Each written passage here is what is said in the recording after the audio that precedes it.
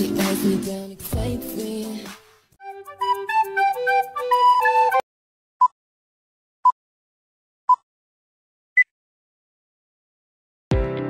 Assalamualaikum warahmatullahi wabarakatuh.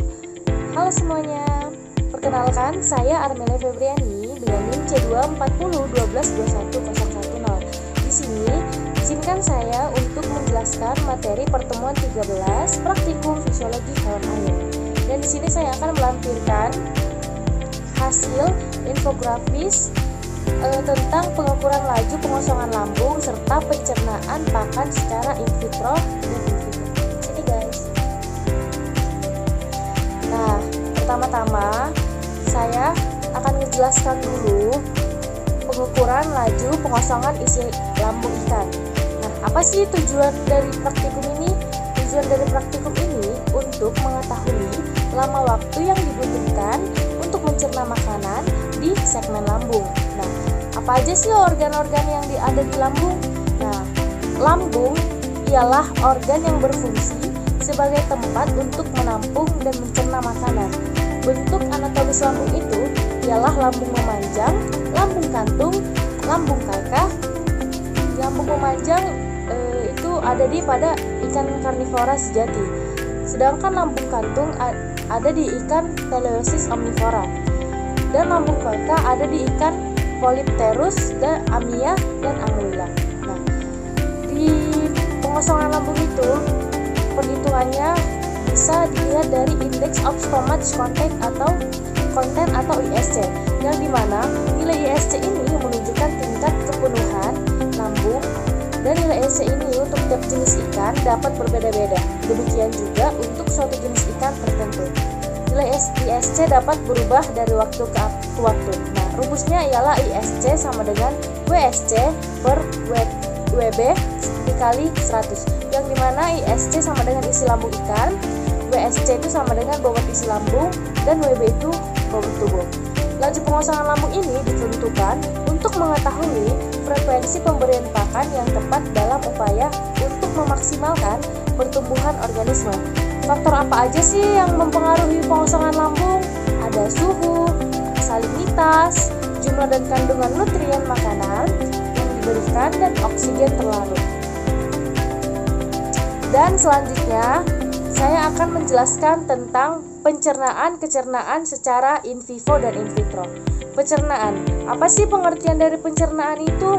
Pencernaan merupakan proses penyederhanaan makanan melalui mekanisme secara fisika dan kimia. Tujuannya apa sih? Nah, tujuan dari pencernaan ini ialah mengubah makanan dari senyawa kompleks menjadi senyawa sederhana. Proses-proses pencernaan ini berlangsung pada saluran pencernaan yang membutuhkan cairan digestif seperti enzim, HCl, bikarbonat, dan air. Proses pencernaan juga membutuhkan energi yang melibatkan sistem saraf dan hormon. Pencernaan ini terdiri atas dua mekanisme, yaitu pencernaan secara mekanik dan pencernaan secara kimiawi. Pencernaan kimiawi itu apa sih? Pencernaan kimiawi pada ikan itu dimulai di bagian lambung. Kelenjar lambung akan mensekresikan cairan digestif yang berperan dalam proses pencernaan secara kimiawi. Nah, selanjutnya proses pencernaan disempurnakan di segmen usus. Cairan digestif yang ada di usus akan mengubah makanan dari senyawa kompleks menjadi senyawa yang lebih sederhana atau partikel mikron.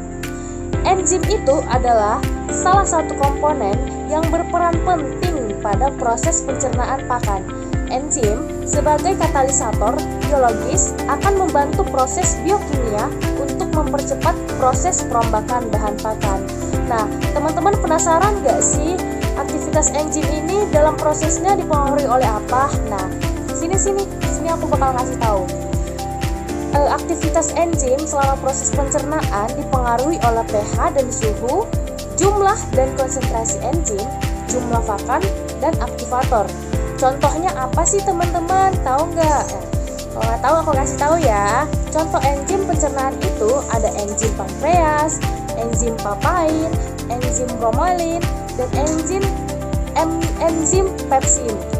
Nah, tujuan praktikum ini ialah mengetahui enzim mana yang paling banyak menghidrolisa protein dan emulsifikator yang paling baik dalam mengemulsikan lemak.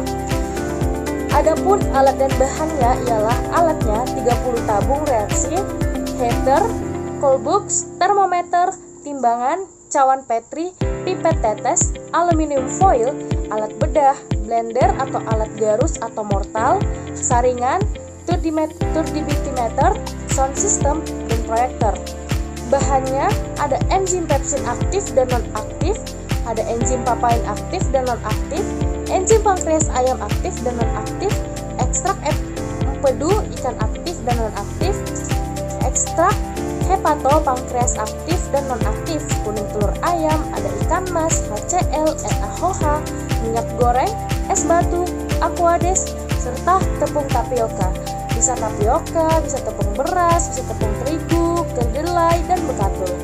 Prosedur percobaannya itu, kalian perlu siapkan alat dan bahannya dahulu, terus potong daging ikannya, dan masukkan perlakuannya, terus tutup tabung dengan aluminium foilnya, dan homogenkan dengan tangan. Dan simpan tabung di suhu ruang atau tabung ganjil, dan di suhu rendah atau tabung genap seperti tabung 1, 2, 3, 4, 5, 6, 7, 8, 9, 10. Setiap perlakuan ada 10 tabung, yang dimana tabung ganjil 1, 3, 5, 7, 9, dan tabung genap 2, 4, 6, 8, 10. Seterusnya amati setiap interval 15 menit selama 2 jam. Nah, hitung kekeruhannya. Sekarang saya akan mempresentasikan hasil infografis saya. Berikut hasil infografis saya yang dimana pengosongan lambung ialah kecepatan dimana proses penyederhanaan makanan melalui mekanisme fisik dan kimiawi sehingga menjadi bahan yang mudah diserap dan diedarkan ke seluruh tubuh melalui sistem peredaran darah. Hubungannya antara material lambung dengan nilai SC dan bobot ialah semakin tinggi ISC, maka semakin besar material lambung terhadap bobot lambung dan sebaliknya. Perbandingannya apa sih? Perbandingannya itu ialah semakin tinggi ISC, maka semakin besar material lambung terhadap bobot lambung pada sebaliknya juga. Dan faktor yang mempengaruhi penurunan ISC ialah faktor penyebaran organisme sebagai makanan ikan dan ketersediaan makanan. Faktor pilihan dari ikan itu sendiri juga sebagai faktor-faktor yang mempengaruhi kebiasaan makan ikan tersebut.